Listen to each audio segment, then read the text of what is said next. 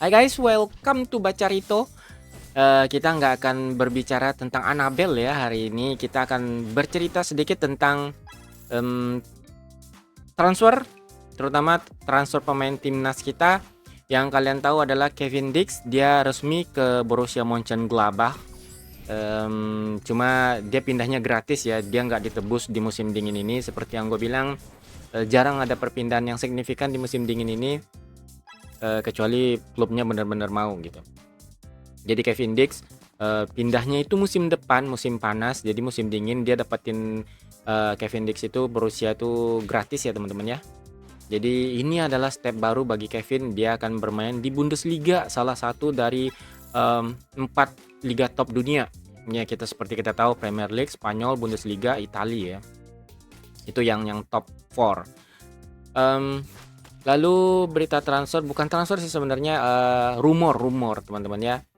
Rumor yang mengatakan bahwa ketertarikan Juventus terhadap Bang Jay, kapten pemain kita. Dan sebenarnya sih kalau rumor banyak ya. Mulai dari awal musim kemarin Fiorentina, Torino menginginkan jasa Bang Jay ya. Tapi ya itu masih baru sebatas rumor. Tapi Venezia sendiri kabarnya mematok harga untuk Bang Jay itu keren guys. 20 juta euro atau sekitar 336 miliar. Jadi jadi pemain termahal di Indo nggak sih? di Asia Tenggara mungkin ya, nggak tahu gua. Kalau seandainya jadi, dan gua ngerasa Bang Jay pantas untuk dihargain segitu, bahkan lebih mungkin karena kualitas dia, konsistensi mainnya dia ya teman-teman. Di saat timnya terpuruk, kalau kita lihat dari ratingnya, dia mungkin satu-satunya pemain Venezia yang ratingnya tuh stabil, bagus gitu. Dan harga 20 juta euro itu sebenarnya termasuk murah ya guys untuk back berkualitas. Tapi karena ya dia main di Venezia dan Venezia itu ada di papan bawah, jadi gimana guys? Lu pernah ngeliat nggak teman-teman ada back ngegendong timnya sendirian cok? Bang Jay coy. Bang Jay mati-matian coy, kayak ngegendong timnya gitu. Lu pernah lihat nggak back ngegendong timnya gitu? Terus terang teman-teman ya, baru kali ini tuh gua ngelihat Maldini main, Nesta main. Mereka dikelilingi pemain-pemain hebat. Ya Maldini juga ngegendong timnya gitu kan, dia back legenda. Nesta juga legenda, juga ngegendong timnya. Tapi itu tim mereka, tim besar yang bertabur bintang pada masanya. Nah Bang Jay ini bukan apa-apa, tapi dia kelihatan seperti ngegendong timnya sendirian. Tapi itulah kualitasnya ya. Kita harus akui Jay Itzes termasuk salah satu back yang tangguh di Serie A musim ini. Kalau seandainya musim depan, gue nggak tahu ya guys. Gue rasa apapun yang terjadi, mungkin entah Venezia itu dia bertahan di Serie A ataupun enggak, gue ngerasa Bang Jay akan pindah. Maksudnya ya dia akan dibeli oleh salah satu klub top lah. Maksudnya top itu bukan berarti klub kayak Juventus, AC Milan, tapi bisa jadi kayak klub-klub Torino, Fiorentina ya teman-teman ya. Atau mungkin ada kesempatan ke Liga Premier, kemungkinan ya. Begitu juga dengan kalau kita lihat seperti Mes Hilger, itu back top ya. Dia main kemarin dan gue ngerasa dia pantas main di Liga Eropa yang levelnya lebih tinggi dari Eredivisie, Liga Premier, Liga Spanyol, Liga Italia, Bundesliga. Gue rasa cocok di sana. Lalu apa lagi dari berita timnas, di timnas Under 23 kita punya pelatih baru, Gerald Vandenberg. Siapa itu Gerald Vandenberg? Apakah kalian tahu Gerald Vandenberg itu adalah termasuk salah satu, gue kalau bisa bilang sih pemain legenda Belanda ya. Karena dia termasuk pemain yang juara Eropa tahun 1988 bersama Marco van Basten, Ruud Gullit, Frank Rijkaard, Ronald Koeman.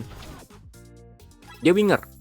Nah, ini kabar bagus teman-teman ya bagi pemain muda kita. Gue selalu bilang kelemahan pemain muda kita itu ada di passing dan crossing. Kalau lu dapat pelatih winger atau midfielder, nah, gua harap pemain muda ini mengambil kesempatan untuk menimba ilmu dari Vandenberg, yang mana kita tahu dia seorang winger. Dengan kata lain, mereka bisa belajar crossing yang benar, passing yang akurat, crossing yang akurat. Itu yang gue harapin ya guys. Karena ini penting di sepak bola.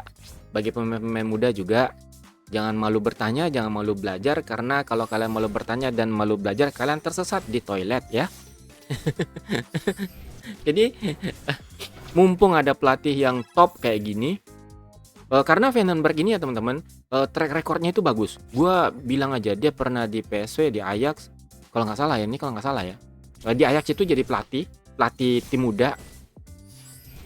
Dia bagus banget dalam mengembangkan bakat-bakat muda gitu. Kalau kita pernah tahu Ibrahim Afellay, Ismail Aysati, Muhammad Kudus dan lain-lain itu pernah berada di bawah tangan dia ketika di umur tim-tim muda. Jadi gua harap dia bisa mengembangkan bakat-bakat pemain muda kita menjadi lebih terarah.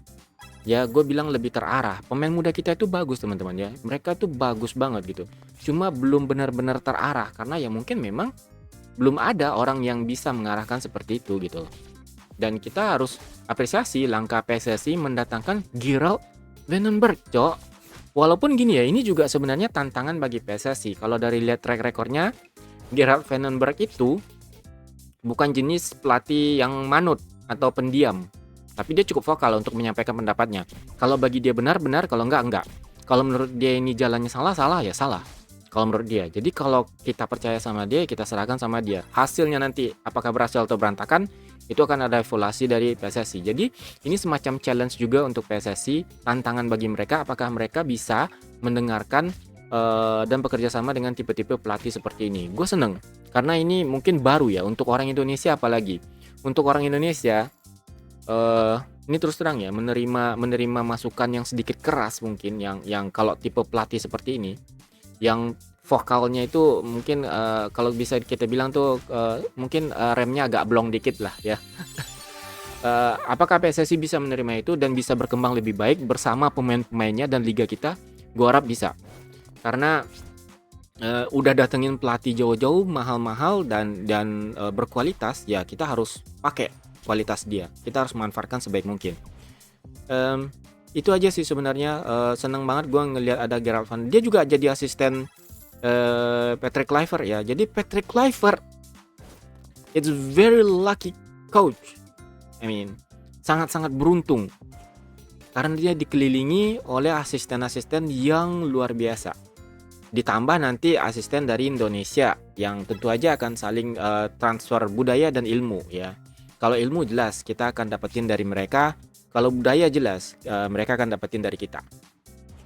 Jadi saling bertukar. Gua harap kita berkembang, sepak bola semakin maju. Piala Dunia itu tujuannya ya. Hasilnya nanti gimana ya? Yang penting usaha dulu. Kita usaha. Sekarang dalam rangka usaha. Support terus, selalu gue bilang support terus. Yang namanya pelatih, pemain itu datang dan pergi, tapi timnasnya, klub akan selalu ada di sana. Bye bye, see you guys.